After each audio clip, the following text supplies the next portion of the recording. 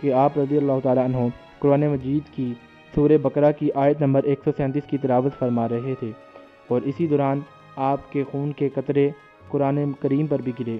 آپ کا جنازہ حضور علیہ الصلوۃ والسلام کے پھوپھی داد بھائی نے پڑھایا۔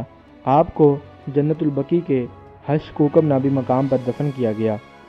آپ کی شہادت کے متعلق حضرت عبداللہ ابن عباس رضی اللہ تعالیٰ عنہ کا فرمانا ہے کہ حضرت عثمان غنی کے خون کا مطالبہ اگر نہ کیا جاتا تو آسمان سے پتھر برسنا شروع ہو جاتے۔